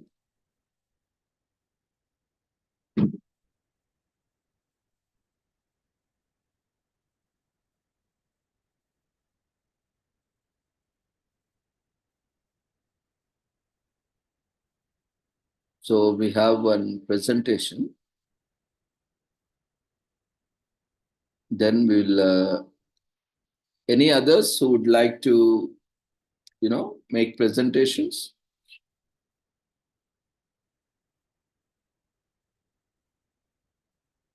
Can share your details in chat box so that we can invite.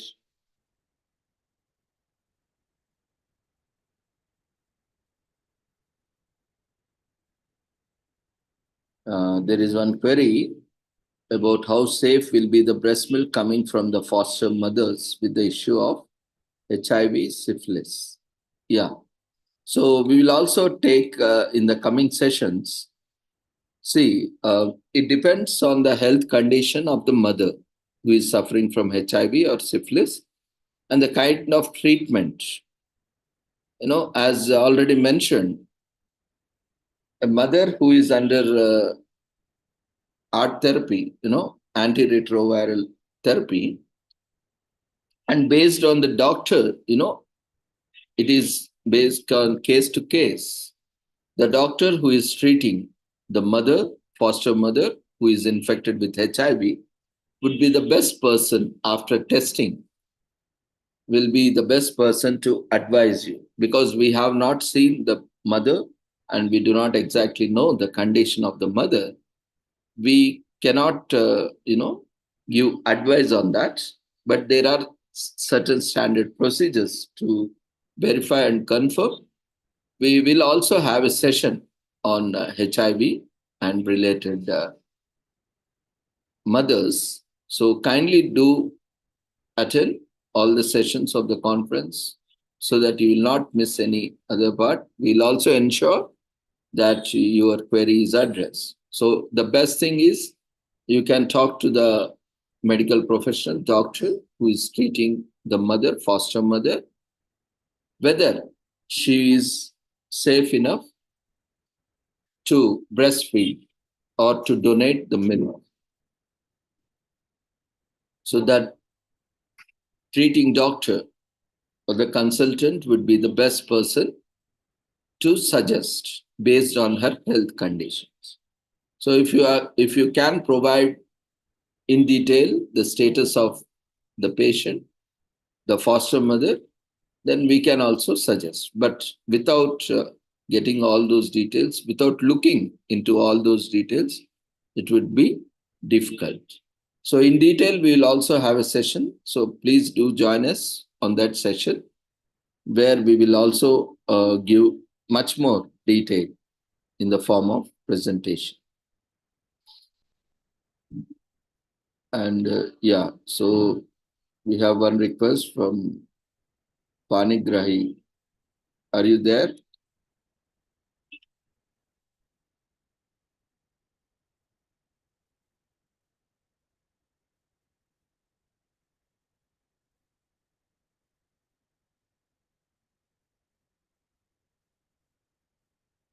Yeah, I think she is not there.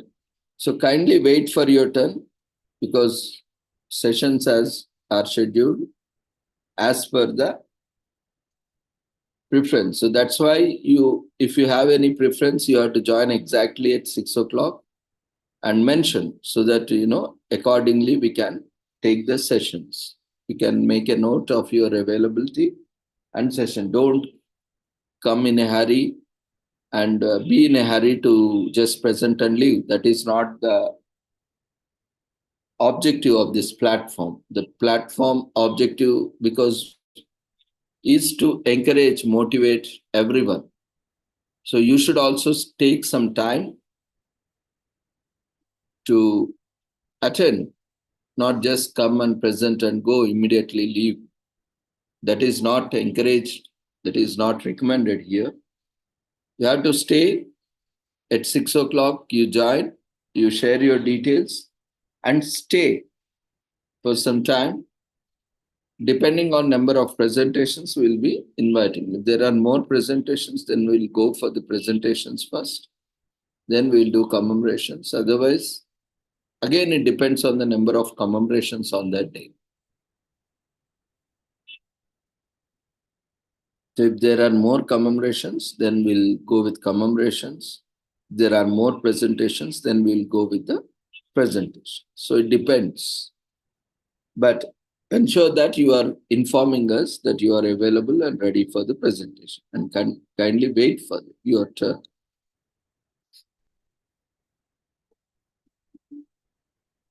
So today we'll quickly take up the commemorations.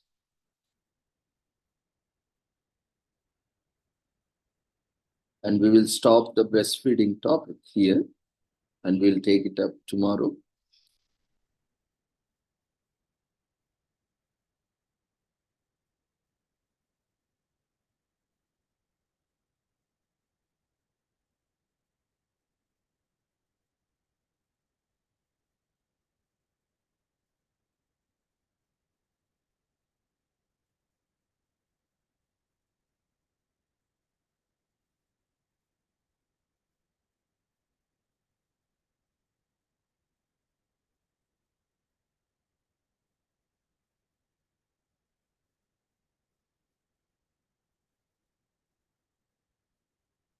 Today is also an interesting day where there are no children, especially when we are talking about children.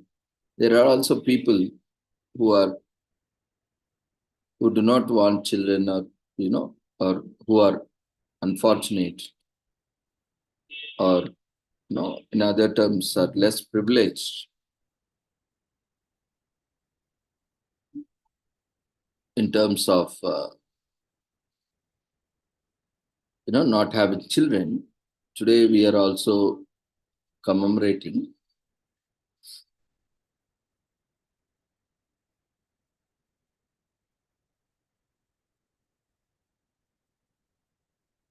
International Child Free Day on August 1st, which is observed every year on August 1st as a day to understand and support couples who have decided not to have children or due to various reasons, maybe due to medical or health reasons.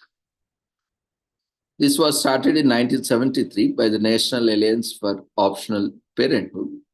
This organization was founded in 1972 in California to promote and to propagate and normalize the notion of people that people can choose not to have children. Celebration of this day was revived by Laura Caroli in 2013. Since couples all over the world still face criticism, rejection, and occasionally rage from other people when they decide to remain child-free. So the idea of children continuing family values is as old as mankind. It is one of the traits that helps us become the superior species on this planet. We share our DNA, blood, flesh, knowledge, experience, emotions, and much more with our children. Our society has enhanced in size and strength through this bond, and family values has become an important aspect of everyone's personal life. Every religion and culture in the world stresses the importance of matrimony and having children. Some people even look down on those who do not have children. As the year progressed, family and social structures have changed. The human population is now higher than it has ever been. The cost of living is only increasing, but living standards, access to medical care, and independence have decreased. Along with this, during the medieval ages, up until recently, have more children was considered safer for the legacy of a family. But nowadays, most developed families have up to a maximum of 2 or 3 kids. Some countries even have a single child policy to control the the problem of overpopulation. People have started to identify the importance of raising a responsible child. The idea that one does not need children has also spread, with people choosing a carefree and independent life over the strings of lifelong responsibilities. So this is a different perspective, even a little bit contrary. But still, that is also a decision where you cannot take care of your child. It's always better if you are not prepared, then instead of abusing, instead of, depriving your child, it is better that if you are not ready for the child, it's better to take a decision or postpone the decision of childbearing. That is good for you and also for your child.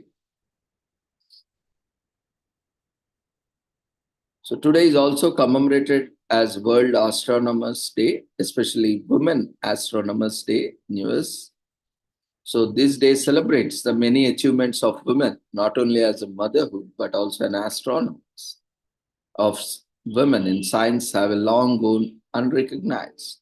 The contributions that female astronomers have made are even more impressive considering they practice astronomy as a hobby, having been denied a chance at formal education. The most well-known is Maria Mitchell, who made a name for herself not only by her accomplishments in astronomy, by her dedication to furthering women's education. So this day celebrates her achievements and sheds light on the importance of recognizing women's contribution to science.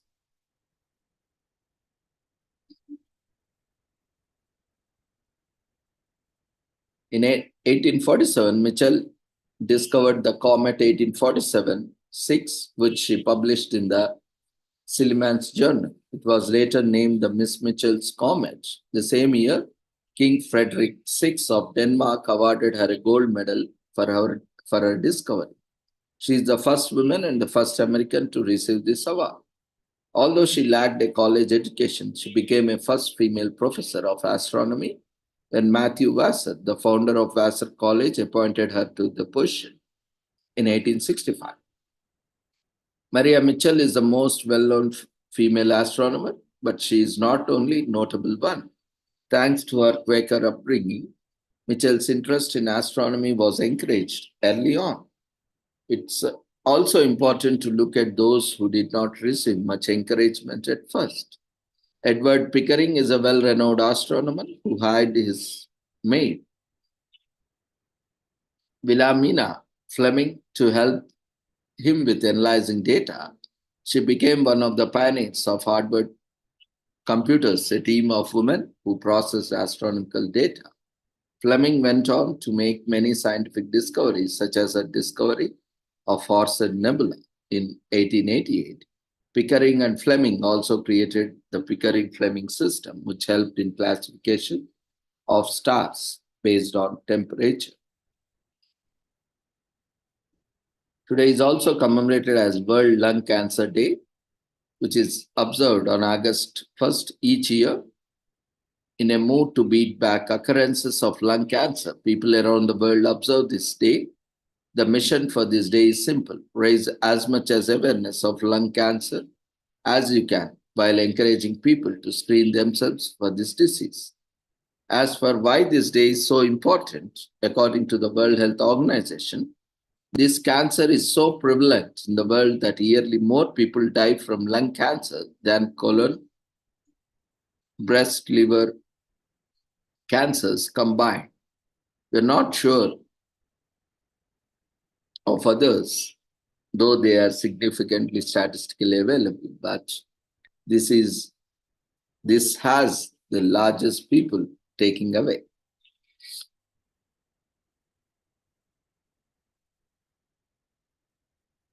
Today is also commemorated as World Scout and Scarf Day. On August 1st, honor scouts across the world by encouraging them to step out of the house with their scout scarf on. But why wear a scarf? You can ask. Because a scout scarf brings the spirit of scouting into the limelight and sheds light on the basic everyday life hacks that scouts are taught.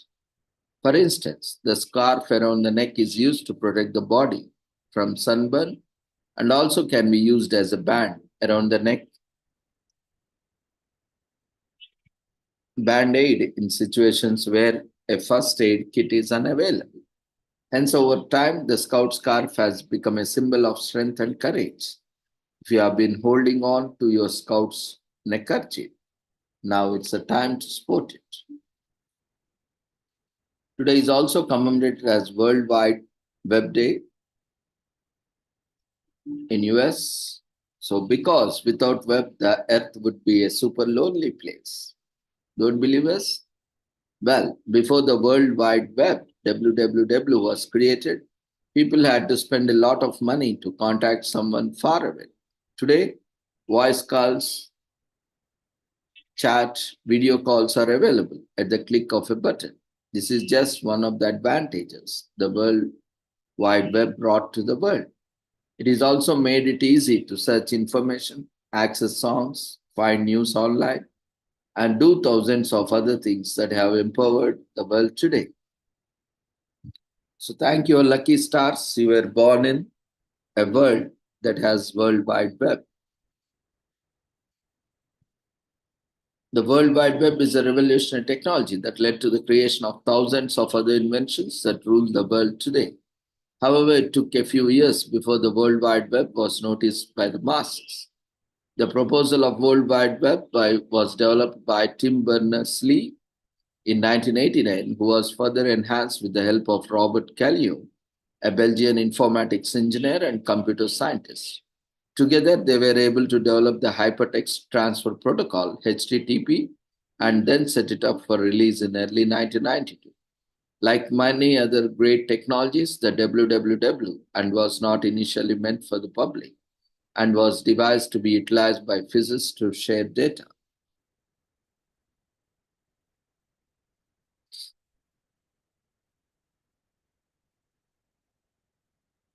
However, when the World Wide Web did reach the general public, it was an instant hit. At the time, it was merely a luxury, but today it is a necessity. The popularity of platform took off when the first website was produced and when photos started appearing on the web. The first photo was uploaded by Berners-Lee in 1992. Since then, there was no stopping the World Wide Web, and it further proved to be a fastest growing medium of communication by accumulating millions of active users by the mid 1990s. But this was just the beginning.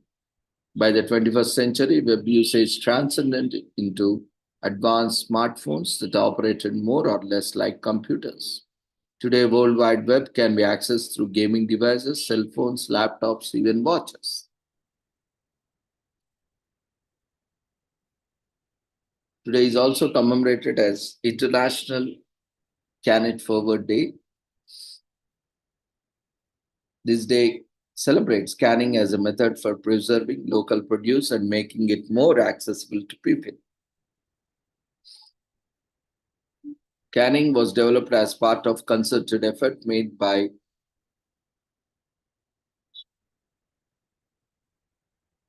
various research methods, which offered a significant award to anyone who can invent a way to preserve food in large amounts, especially in French government. The discovery that food cooked inside a jar wouldn't spoil was the beginning of canning. Food began to be preserved in glass jars.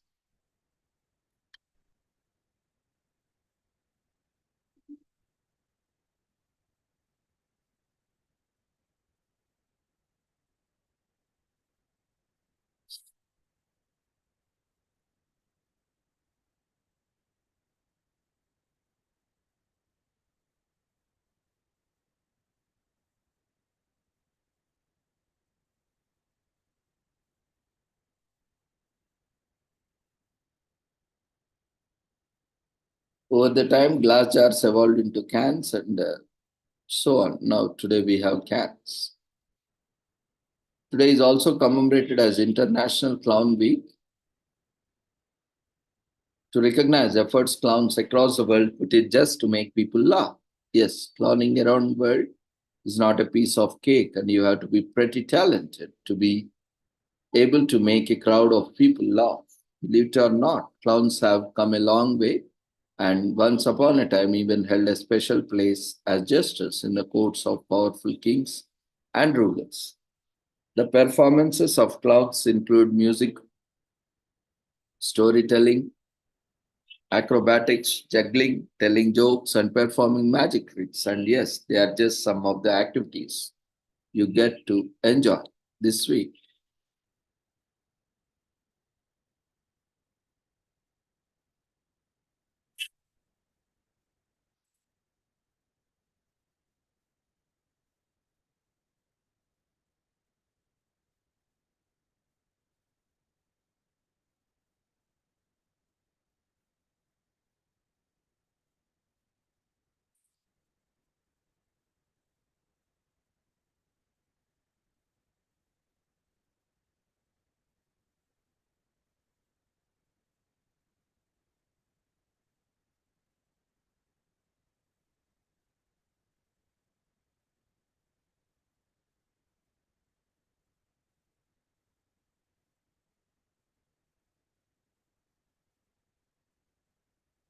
So today and this entire month is celebrated as National Breastfeeding Month. Like all mammals, human mothers are blessed with the ability to produce and feed their babies milk. Breast milk has always held greater cultural significance.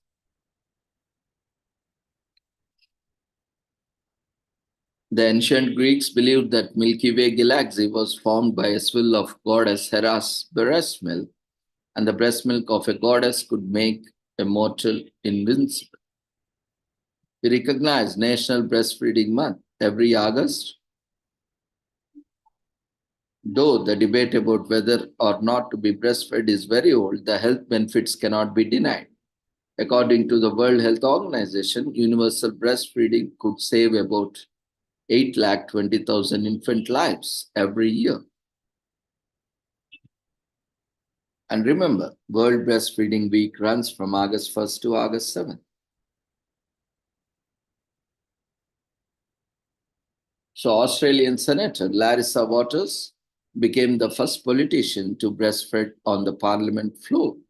The move was seen as a statement for family friendly workspaces. Waters played down the publicity, noting that women have been breastfeeding forever, taking a stand in 2017. The United States Breastfeeding Committee, formed in 1995 to coordinate breastfeeding activities in the US, officially set aside August as National Breastfeeding Month, and August named National Breastfeeding Month on August 6, 2011. World Health Organization voted to restrict infant formula ads in 1981. President Reagan disagreed, claiming that restrictions violated freedom of speech. In response, many people boycotted Nestle, the largest infant formula manufacturer, until the company adopted the World Health Organization messaging guidelines in 1984.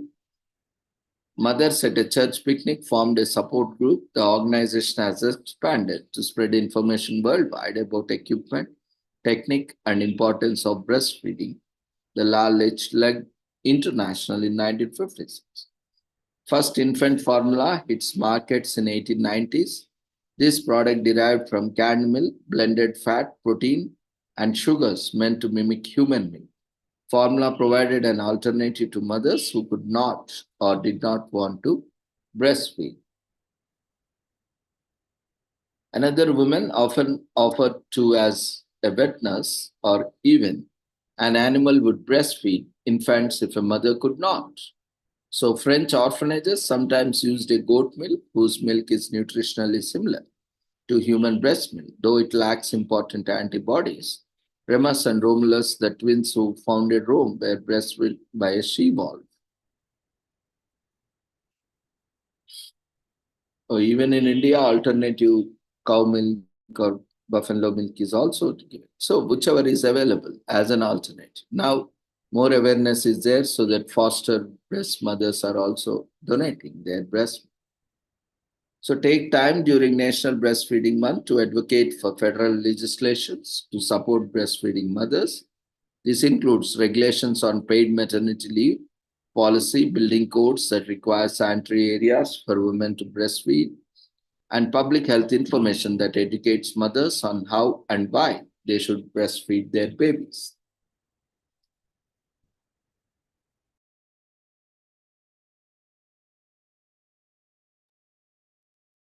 Whether it's your mother, a sister, a friend, or a co-worker, take time this month to high-five a woman working hard to give her child a healthy start. You could donate to a Lalachi League International or a US Breastfeeding Committee or any other organization that support breastfeeding mothers around the world or in your country or in your state. If you are a mother, consider donating your breastfeeding equipment or breast milk to support the children.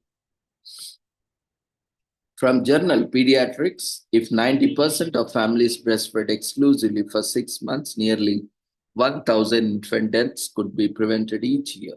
It's life-saving. Research shows that breastfed babies have a lower risk of maladies, including asthma, ear infections, diabetes, and respiratory problems. In formula cans and bottles create waste, breast milk arrives package-free and warm, environmental friendly. Often referred to as liquid gold for its deep yellow color, colestrum's the thick first milk that you make during pregnancy and just after birth is quite rich in both nutrients and antibodies to protect your body from infection. Many breastfeeding women seem to get back to their pre-pregnancy weight more quickly but experts are still looking into the effects. Most doctors and health organizations worldwide suggest breast milk is the best possible food for an infant for the first 6 months and the next 1.5 years, that is total 2 years. Not only does breast milk contain the correct balance of nutrients, but it also boosts the baby's immune and digestive systems with antibodies and good bacteria. For mothers, breastfeeding fosters an emotional bond with their baby and reduces the risk of certain cancers.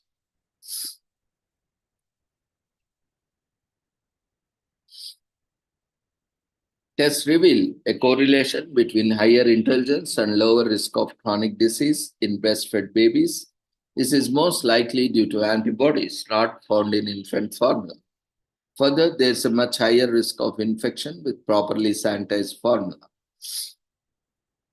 If a mother maintains a healthy diet, the baby will benefit. Still, breastfeeding is not easy. It takes about as many hours to feed a child for a year as it does to work 40 hours a week at a full-time job. Mothers can feed their babies almost anywhere, especially now that many more public places like airports and offices accommodate breastfeeding. It's also significantly less expensive than purchasing a year's worth of infant formula.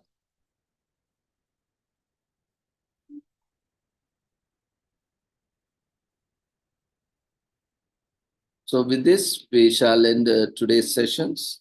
We thank everyone, those who have joined today's conference, the first day of conference. If you have any queries, you can share in chat box so that we can address your queries.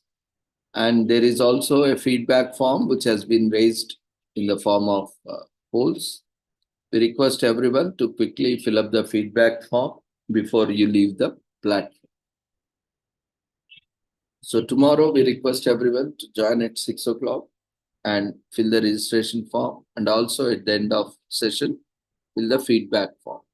For all the presenters, those who couldn't present today, those who have registered, those who have missed the opportunity can also make a request tomorrow till you complete your presentations. Wait for your time, either join at 6 o'clock and share your details so that we can invite you, or wait till all the commemoration sessions are over. But it is mandatory to share your details in chat box so that we can invite at the end. Either it is in the beginning or at the end. So it's always better you join at 6 o'clock and share details so that we can invite you and complete all the presentations and then go for commemorations. Or we will take up commemorations, then we will take up presentation. So it all depends on the presenters and their availability on the platform.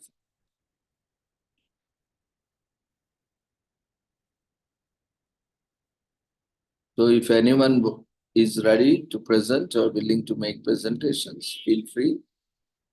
Or any feedback, you can use chat box to share. You can also use the feedback form to share your feedback.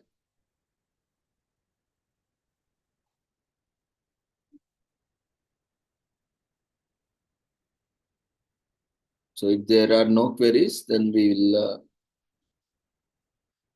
join tomorrow at the same time with the same joining link. The link will be same for all the events on all days. Every day, 6 to 8. There are a lot of events happening. You can join daily and get a lot of learning. So see you all tomorrow. Take care. Good night.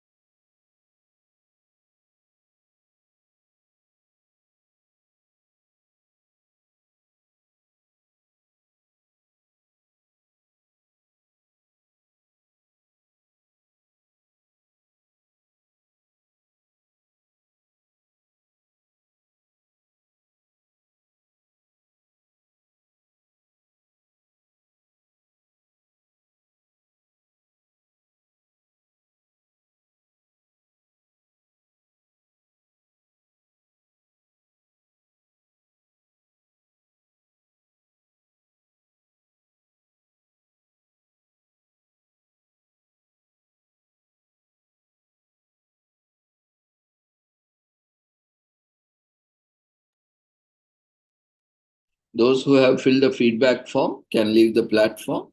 See you all tomorrow. Take care. Good night. Before leaving, quickly fill up the feedback form.